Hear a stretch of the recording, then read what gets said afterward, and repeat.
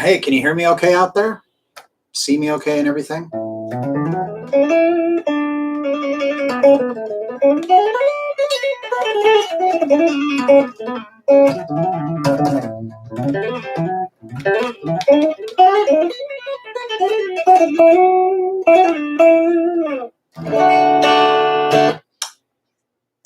Hey, like to welcome everybody. First, like to make sure everything's working all right. If you can hear me and see me okay and stuff,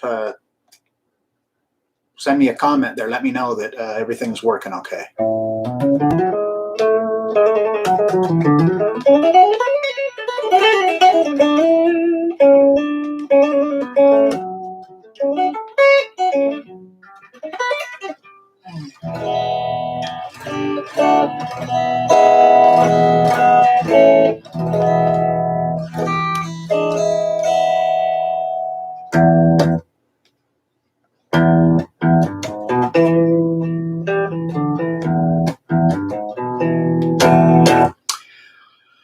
All right, well, we'll assume then that everything is working okay and that you can hear me and video feeds coming through.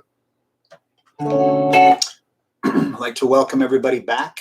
We're looking at part 4 of this series we've been doing on diatonic scales.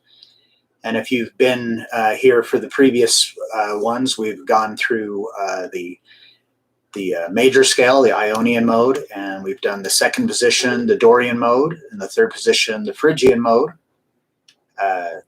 And we've done the fourth position, the Lydian mode, and today we're going to look at the fifth position, the Mixolydian mode. Mixolydian happens to be my favorite one out of all of these. It's probably the pattern that I use the majority of the time if I'm soloing with diatonic scales. So the continuing where we've been in playing in the key of G. So Mixolydian in this key is going, if Ionian would be here, and then Dorian, and Lydian, and or wait a minute, Ionian, Dorian, Phrygian, then Lydian, and then Mixolydian. So Mixolydian in this key starts on D.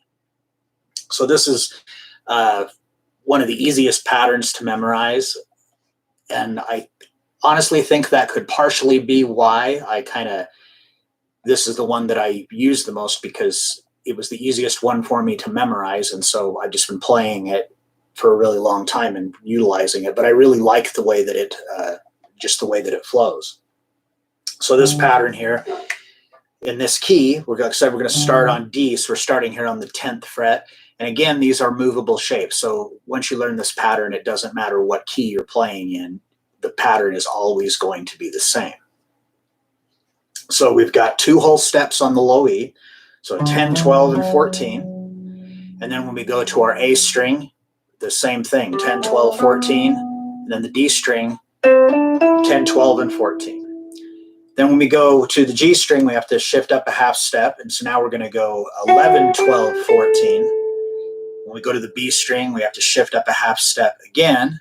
Now we're going to be 12, 13, 15. And then on our high E, 12, 14, 15.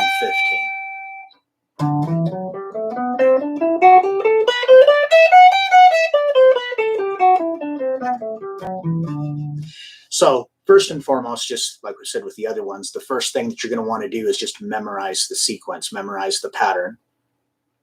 So you can play it ascending and descending, and practice it playing, starting at different locations. You don't want to get locked into where, you know, you've got the patterns based on, you know, the starting point. So you're going to want to do add this into the exercises that we've previously done. So now we can start with the Ionian shape, and we ascend that all the way to the top. And now, just like we've talked about before, but I'll kind of just go over some of this stuff just for those of you who maybe haven't been here for the previous live streams. So these are 3 notes for string.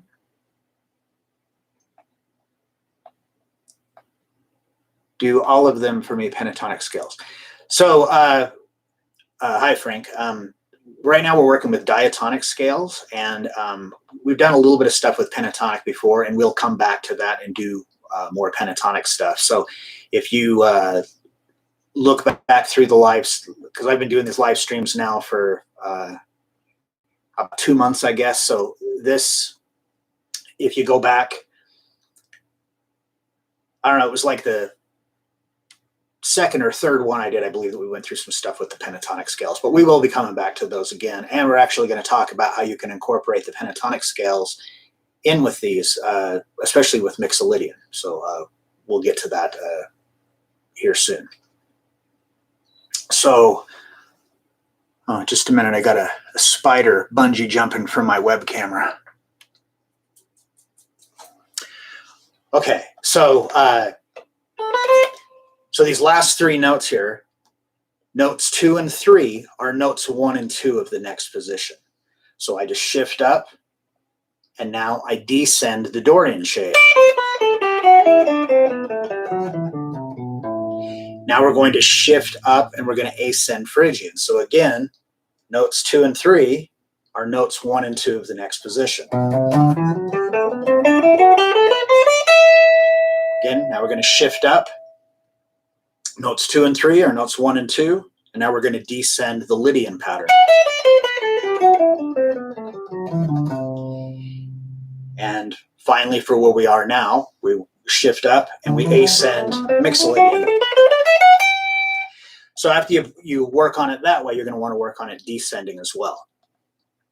So that way otherwise you're only working Ionian ascending and Dorian descending, and you want to be able to make sure you can go both directions with them. So now what we'll do is we'll descend Mixolydian. And now we're going to shift down and ascend Lydian. Shift down, descend Phrygian. Shift down, ascend Dorian. And then shift down and descend Ionian. So you really want to know these well like that, so you can see how they all chain together. Otherwise, you're not getting the full use out of them. The whole idea behind this is that you can play in any key, anywhere on the fretboard you want to. But can I play Stairway to Heaven? Yes, but the better question is, does anybody want to hear me, or anyone for that matter, play Stairway to Heaven? Frank. Oh, you're welcome, Frank. And also, aside from the live streams, if you just go into the Guitar Control YouTube channel, there's tons of videos on pentatonic scales and stuff. I've done 5 or more probably myself. So if you go onto the channel and just search pentatonic scales, tons of stuff will come up. Everything from the 5 positions of the pentatonic scale, or a couple of lessons that I've done on alternative ways that I like to do that. So instead of being like in a box pattern, you're more kind of going horizontally across the fretboard. Okay, yeah, so that's one of the exercises. And the other one we did where you play just the first 6 notes of each pattern. And then you shift up and you go through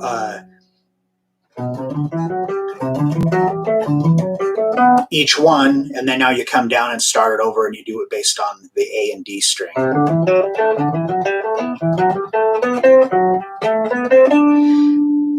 Shift down, do it based on the D and G string. Then the G and B string.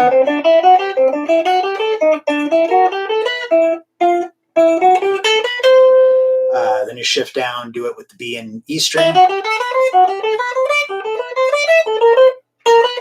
my gosh. Wow. Screwed up there quite a bit. So anyhow, yeah, you just want to go through, and if you haven't watched, if you are new, if you just go back, like this is Diatonic Scales Part 4, there's a Part 3, a Part 2, and a Part 1. So if you go back, I believe it's either in the first or second one where I really go over all of these different exercises and stuff you can do to really get them down. Because like I said, the whole idea behind it is that, one, you don't want to be anchored into always having to either start at the very lowest note or the highest note. You want to be able to jump in anywhere you want. So if you were, if you put on a jam track that was in the key of G and you wanted to improvise over it, you wouldn't have to necessarily start on G here and work your way up. You want to be able to, you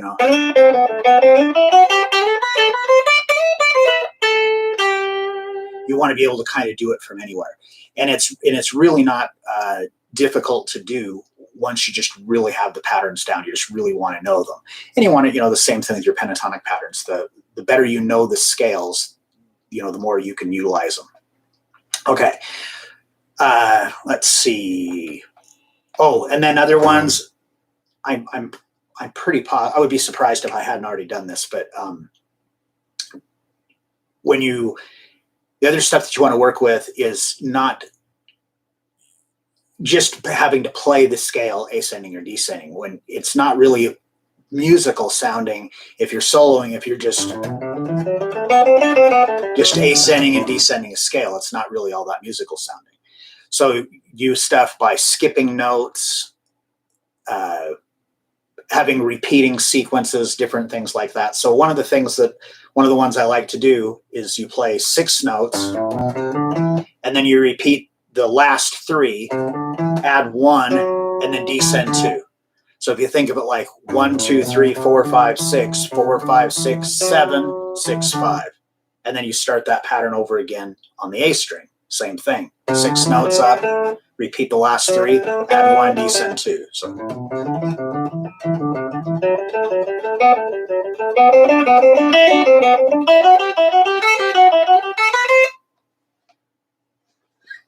I don't think anybody who can play left-handed cannot play right-handed. It's impossible.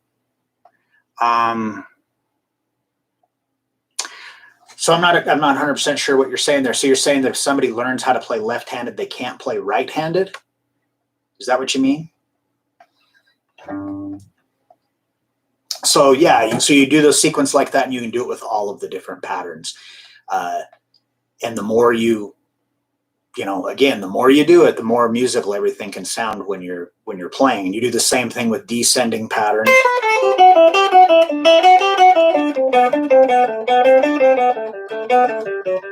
Any kind of pattern you can come up with like that. And there isn't really any kind of a set thing. You can just, make it up. Think of your own, roll a dice and, get a number and do that. That's how many notes you ascend, and then roll it again. That's how many notes you descend, and just mess around with it like that. The more you do that kind of stuff, and you kind of start getting your own sound, and you're not just emulating exactly what somebody else has done or is doing. A lot of these patterns like that are all things that I've gotten from Paul Gilbert. Huge fan of Paul Gilbert's playing, and he does a lot of stuff like that with these set numbers of notes ascending or descending. Okay, so before I move along, does anybody have any questions or anything about anything that thus far?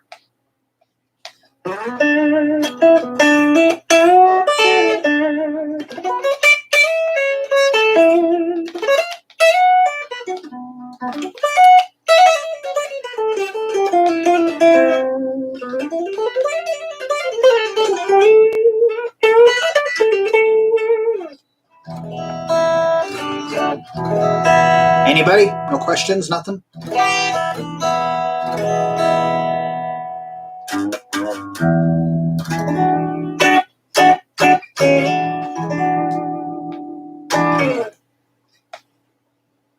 All right, well, if nobody has any questions, then I will just move along.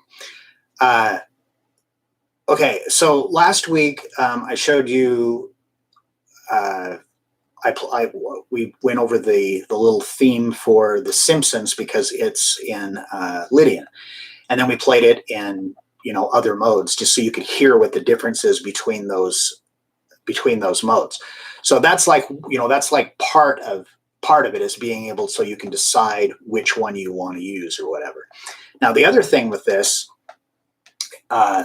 is that after we've gone through all of them and you learn, you know which degree of the scale each pattern starts on, then you can also, apply that with the chords. So I've done lessons on chord scales. I can't remember, honestly, if I did one in one of these live streams.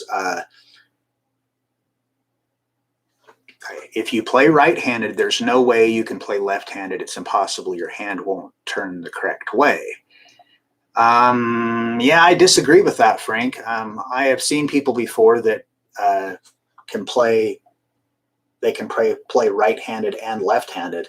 I had a private student for a long time that was left-handed, and so he had a left-handed guitar strung. He didn't play it like upside down like Hendrix. He played it left-handed, and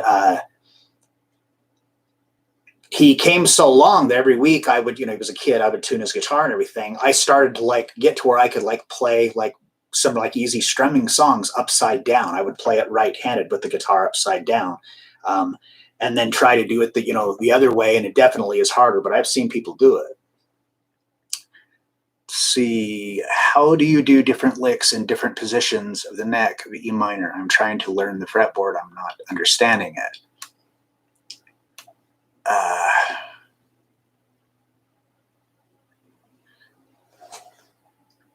Okay, so I'm Caleb. I am not 100% sure what you're asking. Do you mean that if you play the same lick and then play it in a different position, so it's the same notes, but it's just in a different spot on the guitar? Is that what you mean?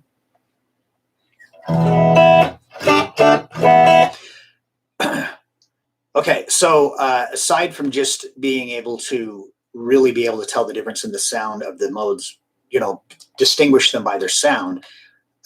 Oh, wait a minute. I did the lesson on a chord scale. Now, like I said, I can't remember if I did it as a live stream, but I know I've done it in lessons on the channel. So I think that if you go to the channel, you just search chord scale, it'll actually come up. So what it is that, just real quickly, in any key, if you take the major scale, it's like here again, if we're in the key of G, we have G, A, B, C, D, E, F sharp, and then we're back to G again. So each one of those notes also has a chord that's associated with it. So the pattern is major, minor, minor, major, major, minor, diminished. So G major, A minor, B minor, C major, D major, E minor, F sharp diminished, and then back to G major again. I'm pretty sure it was in a live stream. I think it was actually in the first one of this series. I think if you go to Diatonic Scales #1, it's that, either that or it's the week prior to that. But I'm not 100% sure. So anyhow, that's how you know what chords are in a key. So if we had a simple 1-4-5 chord progression that was the chords G, C, and D,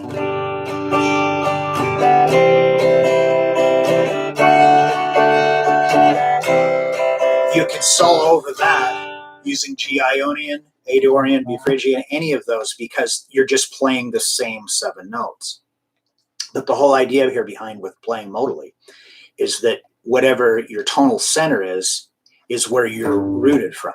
So if we were doing G, C, and D, G major, the notes are the G major chord, the notes are G, B, and D, and then C, we got C, B, and G, but F or D major has 1 sharp, it has an F sharp in it.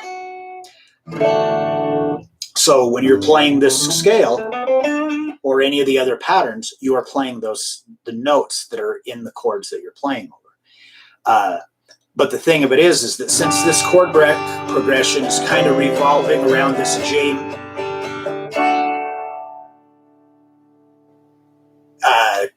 this chord progression, it's the tonal center that's kind of revolving around that G. So you always want to have it to where you're coming back to this G note. So that's why playing with Ionian works really well. Now you can play with B Phrygian. It's the same notes, but now you're kind of tonally centered around B, so it makes it a little bit more difficult because you'd have to know where every one of those notes are, or every G is on the fretboard. And if you go through and you learn where every note is on every string and every fret, yeah, that's going to be beneficial, but it's really not necessary. I never sat down and tried to do that. I just ended up kind of, just over time, you just start knowing where notes are. Your main thing is you really want to know where they are on your fifth and sixth string, because that's where your root notes are for scales, bar chords, arpeggios, all that kind of stuff. I appreciate you. Thanks so much for trying to learn to play up and down the neck. Oh, you're welcome, Caleb. Thanks for watching, and that's what I'm here for. I'm trying to, want to try to, help you guys as much as possible. I would have loved it if there would have been this sort of a resource back when I was learning how to play. There was no internet or anything. It was just you could get books, and you were at the mercy of how well they were done, and they weren't always done well. Well, just like you probably know, websites you can go to and you can download tabs, and sometimes they're correct and sometimes they are not. They're far from it. Okay, so let's take this same chord progression, it's G, C, and D, but let's change the D to a D minor. So what happens when we do that? This note here, F sharp, is flattened because a major chord consists of the first, third, and fifth note of the major scale. So if we come up here to D and we take our major scale, our Ionian scale, 1, 2, 3, 4, 5. So we need notes 1, 3, and 5. So we've got a D is 1, F sharp is 3, and A is 5. So when we play a D major chord here, this open chord, we have a D, an A, another D, and then an F sharp.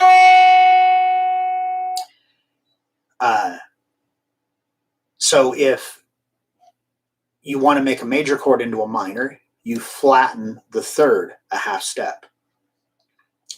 So that means we're going to take the F sharp and we're going to make it an F. Now it's D minor. Okay, so what have we done there? Well, technically, we are now changed keys. We are no longer playing in the key of G major, because the key of G major is G, A, B, C, D, F sharp, and then G.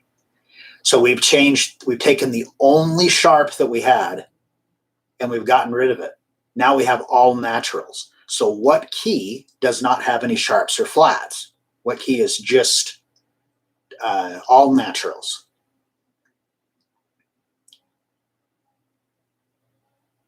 If anybody wants to chime in with that answer, that's cool. So the key of C major has no sharps or flats. So if you look at a circle of fifths, look up at the very top, circle of fifths looks like a pie, right? So you look at the slice that's at the very top, it's C, and there's no sharps or flats. So if we play a C major scale, we have C, D, E, C, D, E, F, G, A, B, C, and back to C again. So since we have changed keys here, you would think, oh, okay, well, I'll just come up and I'll solo over this.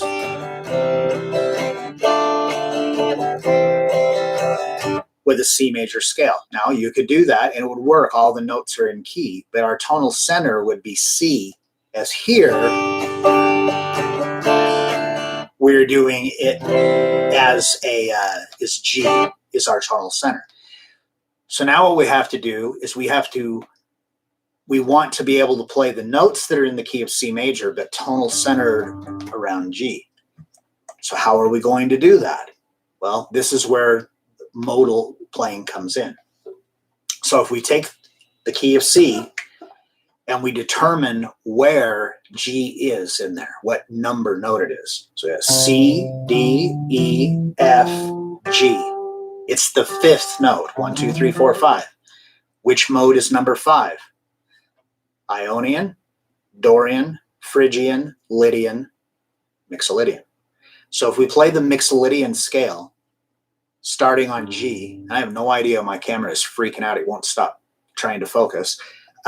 If we play Mixolydian starting on G, G, A, B, C, D, E, F, G. All naturals, but we're starting on G. So the difference between playing the Ionian mode and playing the Mixolydian mode is that our 1, 2, 3, 4, 5, 6, 7. The seventh note is flattened a half step on Mixolydian. It's flattened a half step from where it is in Mixolydian from where it is in Ionian. So that's the only difference. It's just that one note. So really the only difference between playing in the two keys is just the one note. The 6 other notes are the same. So you could actually play the G Ionian scale over a chord progression that's in the key of C, but the only issue is that if you have something like this, that D minor, which has an F in it, and you are playing, and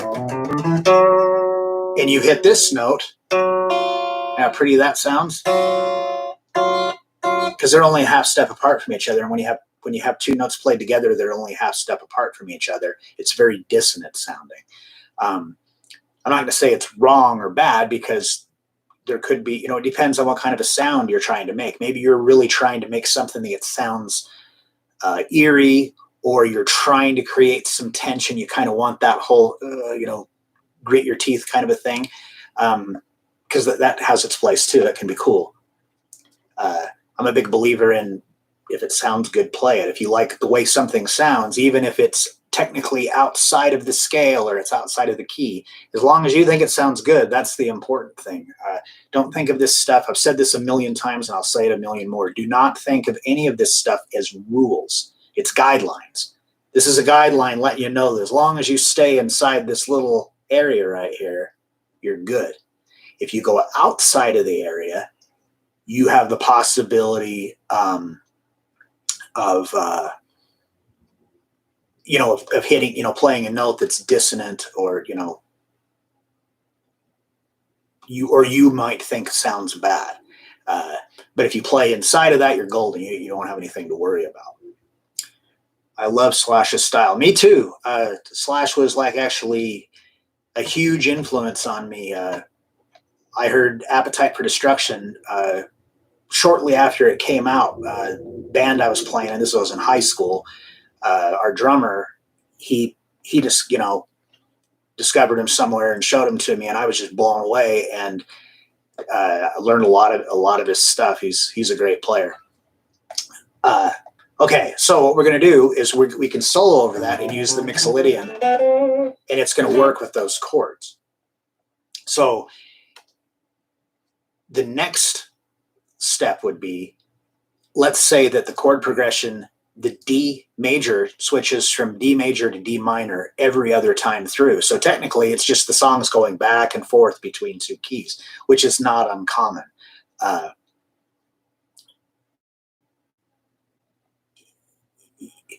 And again, it's all subject to opinion, like what you like. But I think that sometimes a key change in a song in the right place, I think, sounds great. But then other times I hear it, and sometimes to me it sounds more like a mistake than it does anything else. But again, that's just my opinion. So if we've got this progression we're playing over,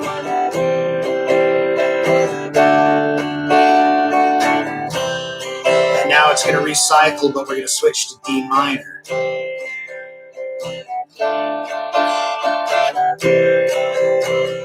And then it would go, and then go back and do it again. So what you can do is you can be soloing over it. and you just keep track of where you're at. You can feel that you've gone through, if it's, 1, 2, 3, and 4, 1, 2, 3, and 4, 1, 2, 3, and 4. It's like a measure each. You could keep track of that. And then all you have to do is switch that one note. Now, in this case of this pattern, it's here and then here. So on Ionian, it's a whole step and a half step on the B string, but with Mixolydian, it's a half and a whole step there. So you have to compensate for those two things. But again, if maybe you're doing it and you like the way that sounds, so that's cool too. So thus far, does anybody have any questions about this? This is a subject that there is a lot of confusion on. I've talked to just people in person or chatted with people online and stuff, and there just really seems to be a lot of confusion about the subject of modes and stuff. So if you have any questions or you're not quite understanding it, let me know, and I will try to help you to understand it.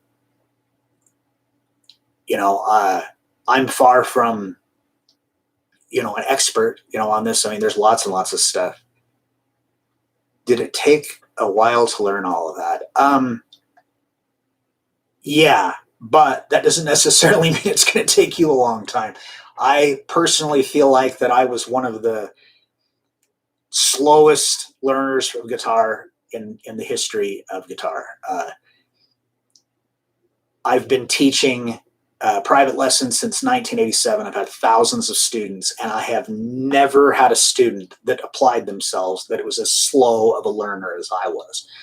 Now, a lot of this stuff, people will ask me, when I'll be talking, they'll be like, wow, you really know all this stuff, and, you must just study it and hard, blah, blah, blah, blah, blah. And it really wasn't, it isn't really a thing like that. Now, I studied a lot at first, but now it's just because I'm constantly talking about it, teaching it, I don't forget.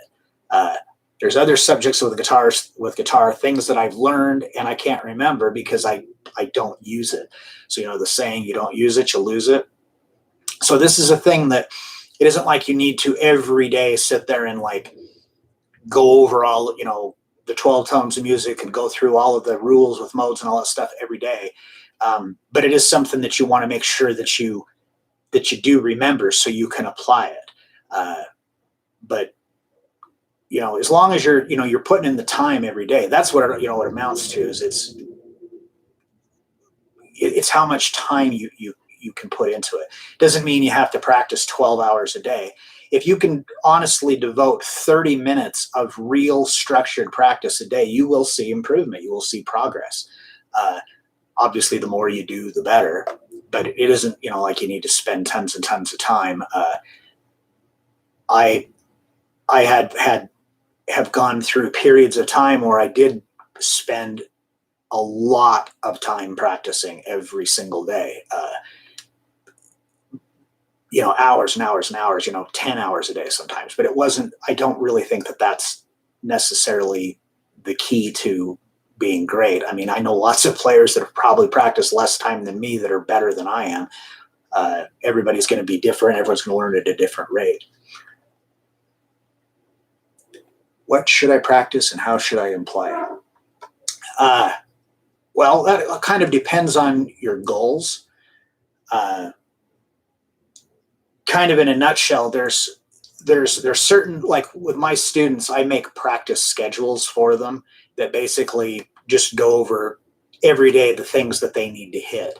The old saying, all work and no play makes Jack a dull boy. You don't want to only practice exercises and just scales and just stuff like that, especially things that if you find them boring, a lot of things that are boring are necessary. They're necessary evils, but you don't want to completely devote your time into doing stuff like that because then you'll get to where you don't like playing guitar. Nobody ever went, man, I want to get a guitar because I want to practice a bunch of exercises. Nobody's ever said that. Most people, it's because you hear that one song that one time you hear that song and it just inspires you and you're like, man, I want to be able to do that. And so you want to learn how to play. That was how it was for me. I grew up in a musical house, like not musicians, but there was always music on. Pretty much the only music I heard until I was about 5 years old was just classical music. And then I started getting exposed to some other types of music and stuff from my sister and my brother. And then I seen Kiss on television and I thought they looked really awesome. And I was just a little kid and got one of their albums and just really dug it. And then when I heard the Ace Frehley solo on Shock Me on Kiss Alive 2, that was a defining moment. I was like, I want to learn how to play. And I didn't even attempt or to be able to play or anything for probably another 4 years. But as far as like stuff that you should practice on a daily, an alternate picking exercise, the scale patterns, I would make that, make a, where you're going through ascending and descending, all that stuff like that, I've already gone over. Those are all really important things. Chords, the chord scale, knowing your shapes, your bar chord shapes, all those just kind of fundamental things.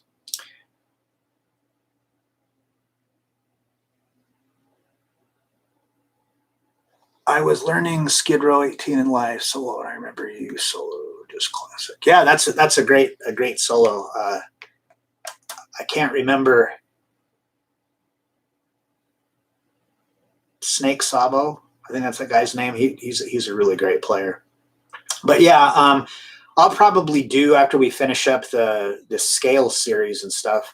I get that asked that question a lot about what to practice and stuff like that. So I'll probably do a live stream and just kind of present you guys with some exercises and just different things that I do and I recommend to like my students and stuff for daily practice. Okay, so with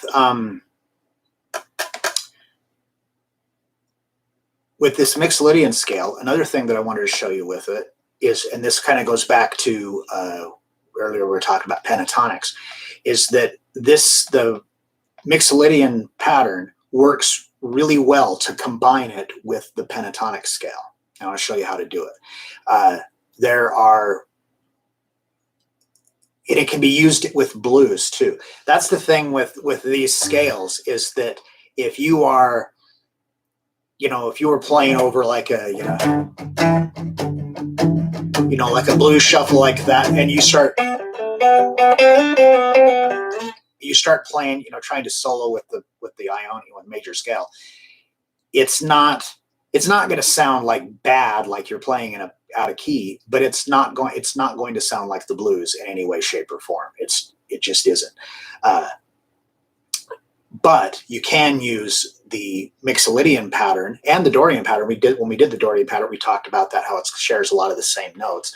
But what you can do with this Mixolydian one, and this is kind of a thing that I can't remember, it was B.B. King or Albert King, Larry King, Burger King, I don't remember, one of them King guys.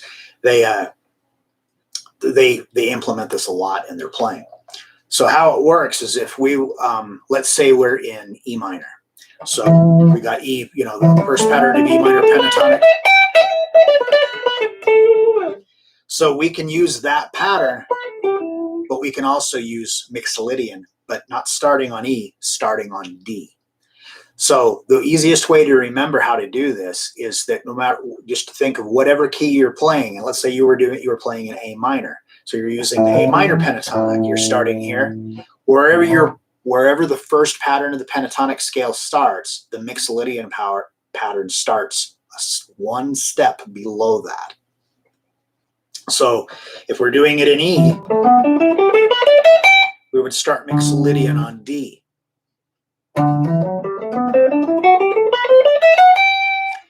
A lot of the notes there in Mixolydian are also in the pentatonic scale.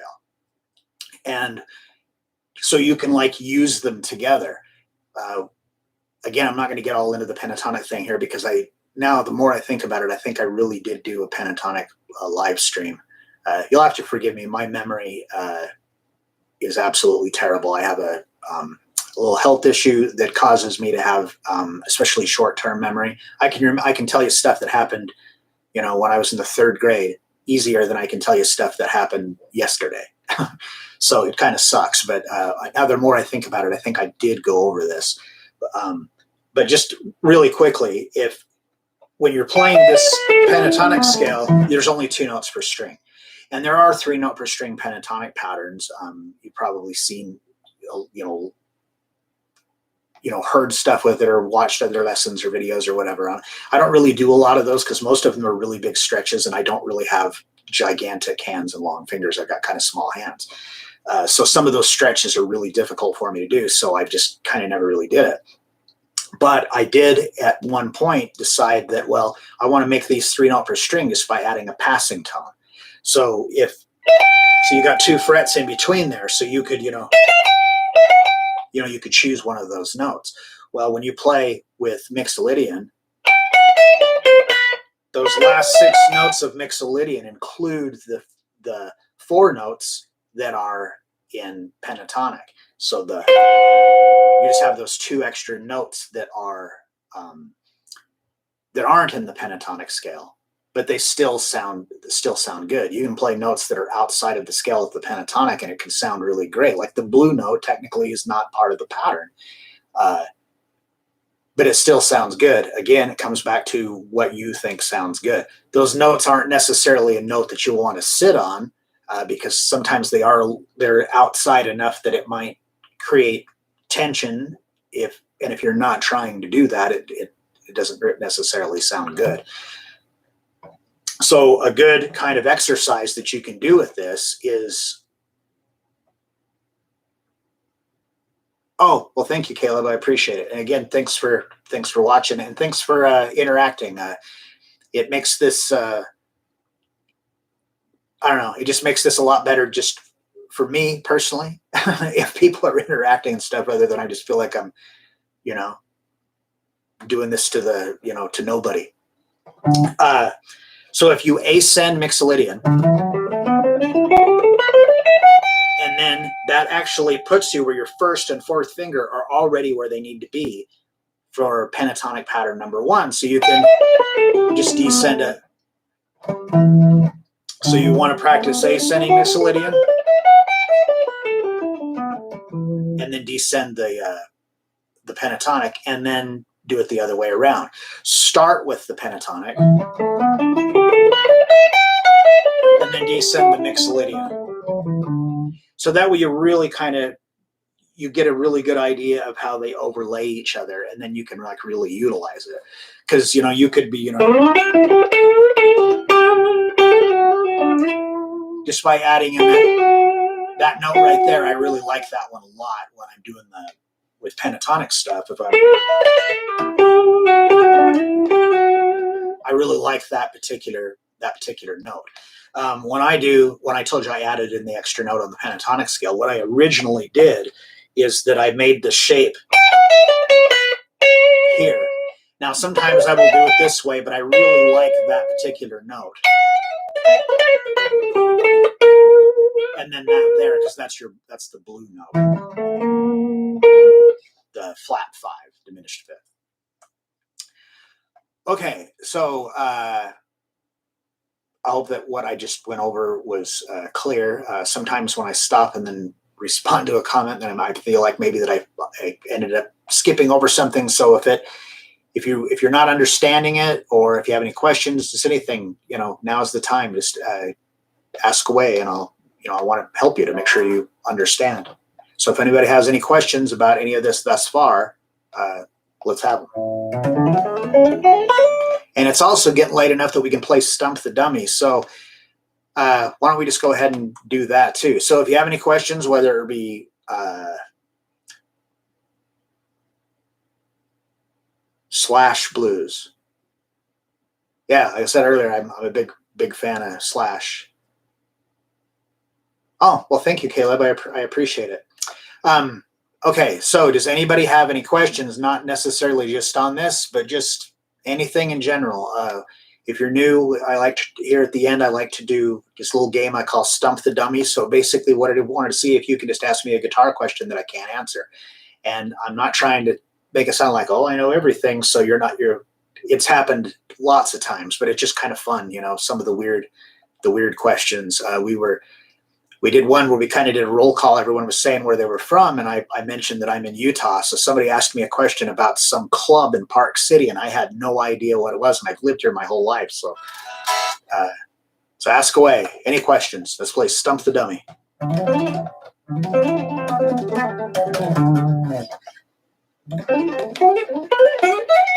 Oh, that was the other thing I wanted to show you. A lick that I made up, and like I said, I really kind of favor this Mixolydian pattern. And you can do this with any of the patterns, but it's for me, it's easier to do it with this pattern than it is other ones. And it probably, a lot of that probably has to do is I've just played it with this one more than others. But back when I was like way into Paul Gilbert, like in high school, and you know, first couple of years after graduating high school, he was doing stuff that at first I thought was sweeping arpeggios, and then I found out it was these string skipping arpeggios that he was doing. And a lot of those are, you know, they got pretty big stretches in them, so they are kind of difficult. So I kind of wanted to do my own thing. So I just went, okay, well, I'll play the scale and just skip every other string like that. So I came up with this, where and it's all legato, so it's like pick, hammer, hammer, skip the A string, pick, hammer, hammer, pull, and then just do that every other one. So I go from the E to the D, and then the A to the G, so on and so forth.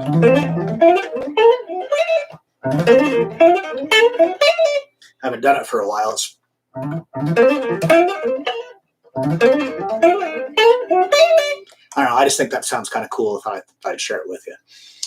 All right. So nobody's chimed in yet. Come on, let's play Stump the Dummy here. Let's ask me some questions. Let's see if you can stump me on a guitar question.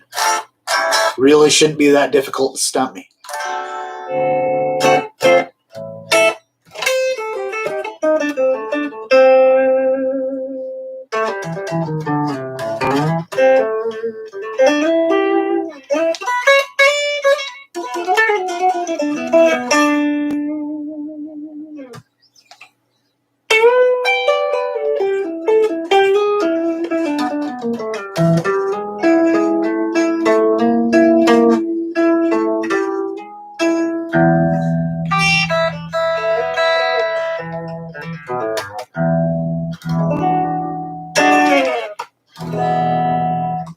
Nobody?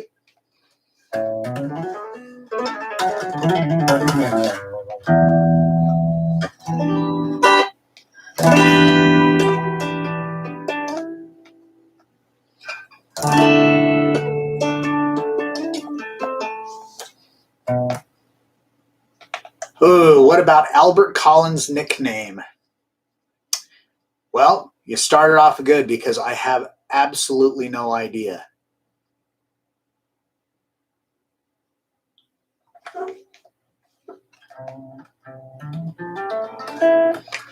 What is your advice on how to play fast but cleanly? I'm thinking scales.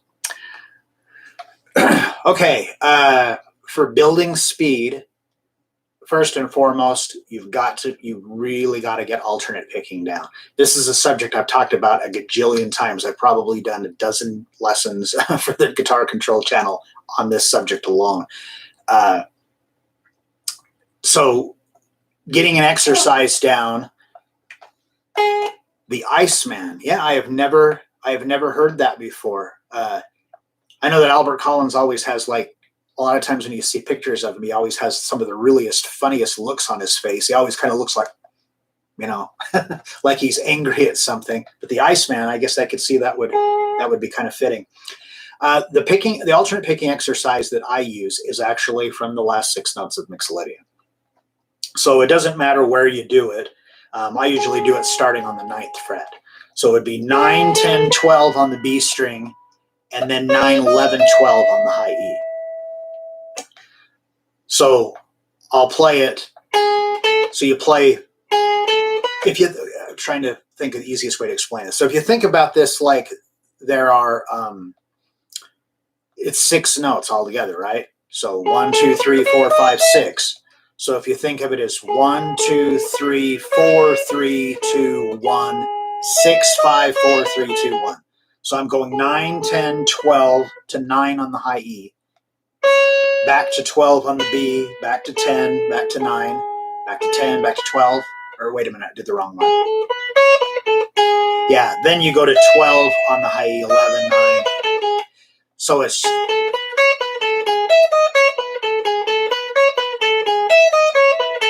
so that's a really good exercise. So when you're doing this, this 9 here is always a downstroke. This is always an up. This is always a down. This is always an up.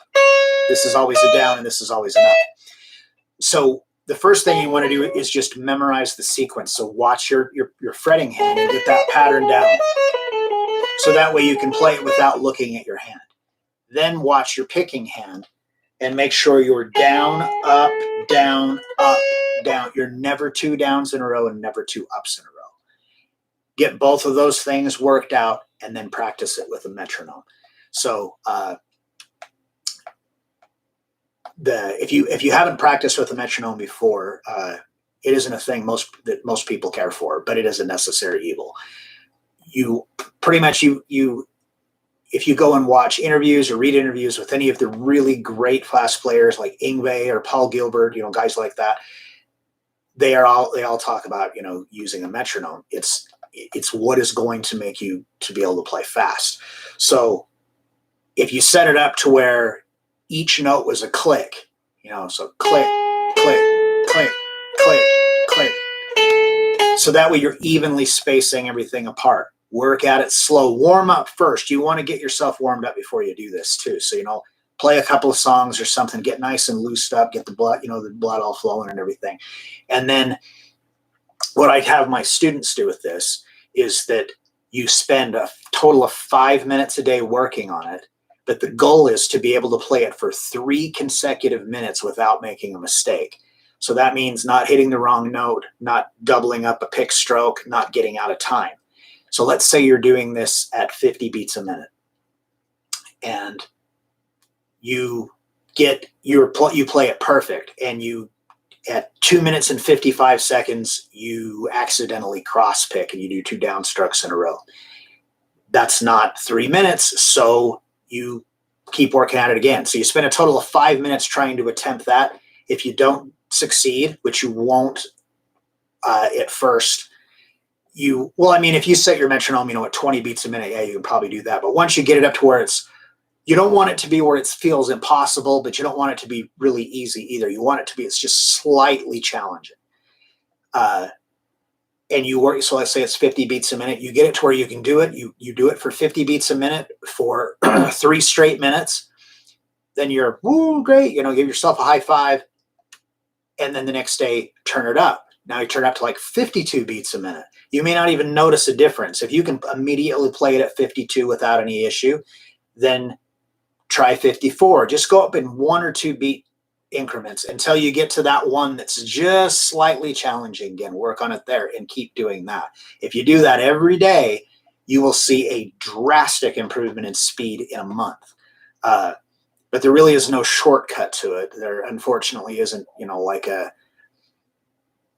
click here to get the secret that nobody wants you to know of how to play fast. That doesn't work that way. There's no substitution for time. That's all it amounts to. It's just time and repetition. You have to be tenacious and willing to just spend lots and lots and lots of time doing it.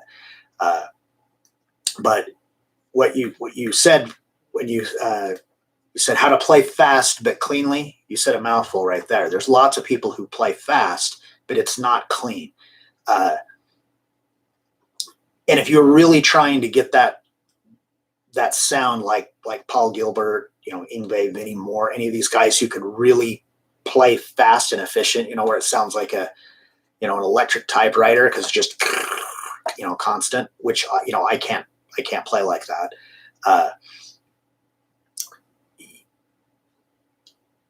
they didn't get to be able to do that in a week. It didn't happen overnight. They had to put in the time, and so that's what you have to do. You have to focus, and put in the time and be willing to do that, because nothing sounds worse than playing something faster than you can play it.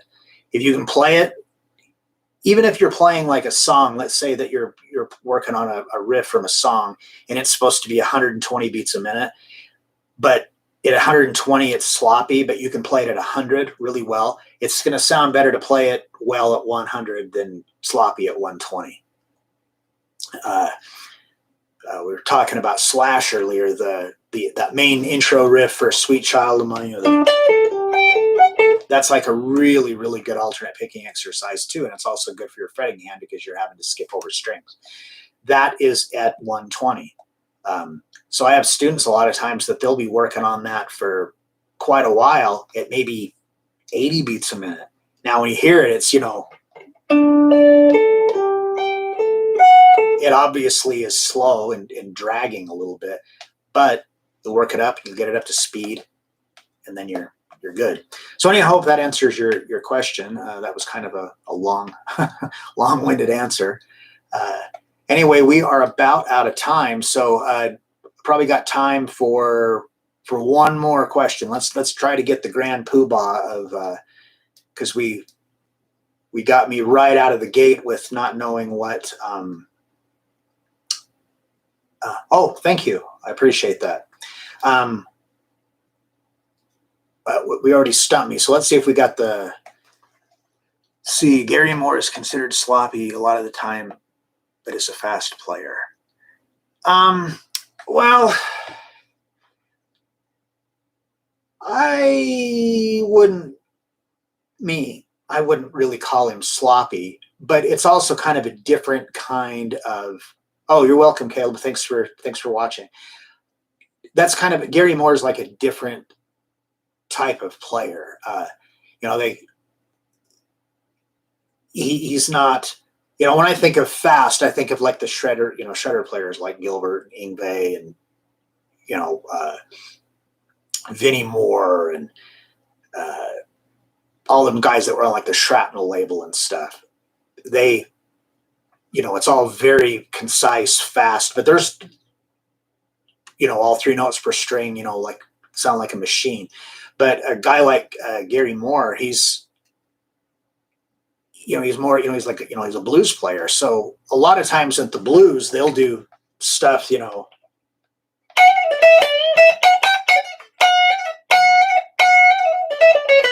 that's not like super, it's fast, but it's not like super articulate, but I'm not trying to do that.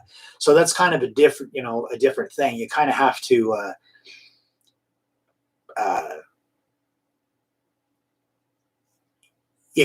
look at it and kind of classify it as far as what you think. And again, it's all subject to opinion. I'll go on YouTube and I'll watch a video of Paul Gilbert. I know I keep saying Paul Gilbert's name a lot, but I really admire the guy's technique. He's incredible. But I'll see videos that he does, and he'll play something that's just absolutely amazing, mind-blowing, and it'll have, hundreds, if not thousands, of downvotes, and then comments of people criticizing the way he's playing, and I'm like, I don't understand that. But again, how I think about it isn't necessarily going to be the same way that somebody else thinks about it. There's some people that just think that type of playing is just racket, and that if you're not playing like Clapton, then you're not playing well. But that's all a matter of opinion. So like right now, I'm going to say something that is very unpopular amongst a bunch of people, but Jimmy Page. I like Jimmy Page's playing. I think Zeppelin has a lot of great songs. He wrote a lot of great riffs. But if you want to hear something that's fast and really sloppy, is that in a Heartbreaker, that, and then he goes into all that where it just sounds like a bunch of racket. I think that's awful. And I know people that think that they hear it and they think it's just amazing. And in my opinion, it's sloppy, and I don't like it. I don't even, when it comes to that part of the song, I just hit next. I don't even want to hear it. But that's just, one man's opinion. All right. Well, I would like, first of all, thank everybody for coming out tonight. This was great. In case anybody, I'm not sure all of you have been here before, but we actually did this an hour earlier than we normally do, and that's how it's going to be from now on. It will be Wednesdays. It's 7 Eastern and not 8 Eastern. I just had to, because of my schedule, I had to move it back an hour. But it seems like that this was maybe the thing to do, because it seems like there was more participation and stuff tonight than there has been. So that's great. Well, of course, Neil Young is a terrible lead. Yeah.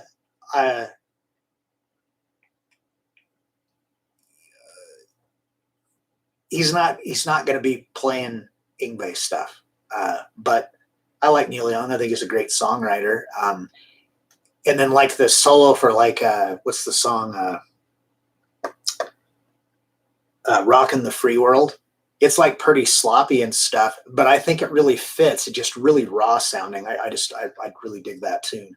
I like all different kinds of stuff. I like, I think I love John Denver. I think he's an awesome guitar player. But then, oh, you're welcome. Thank you.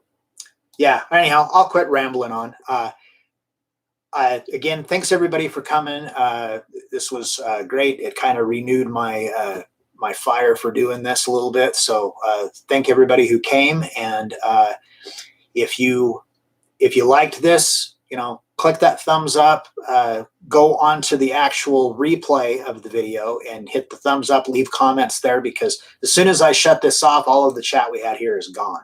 So leave comments on the video itself if you liked it and you got good information out of it. Leave those thumbs up. That really helps me to be able to continue to do this, and for them to, the powers that be, to keep me on as an employee. So I really appreciate it.